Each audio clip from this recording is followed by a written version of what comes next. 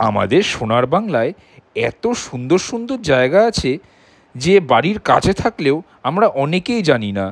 আজকে উত্তর চব্বিশ পরগনার রাজারহাটের সামনে একটি সুন্দর গ্রামের কথা তোমাদের বলবো। এই গ্রামটিতে প্রচুর বড় বড় পুকুর আছে।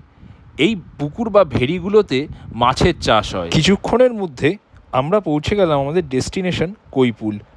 খুব সুন্দর জায়গা, দুধারে ভেড়ি, মাঝখানে মাটির রাস্তা। এই ভেড়িগুলিতে বিভিন্ন রকম মাছ যেমন চিংড়ি, রুই, কাতলা চাষ হয়। এখানকার ম্যাক্সিমাম গ্রামবাসীরাই জেলে। আমরা সানসেটের জন্য অপেক্ষা করতে লাগলাম। সানসেটের অপূর্ব দৃশ্যটা তোমরা নিজেরা না দেখলে বুঝতে পারবে না। আমরা ভাবলাম বাইক রাইড করতে করতে সানসেটটাকে দেখব।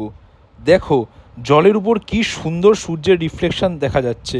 এই জায়গাটায় এয়ারপোর্ট হয়ে রাজারহাট হয়েও আসতে পারো, আবার মধ্যমগ্রাম চৌমাথা হয়ে বাদু হয়েও আসতে পারো। তবে রাজারহাট দিয়ে এলেই সবচেয়ে কাছে হবে।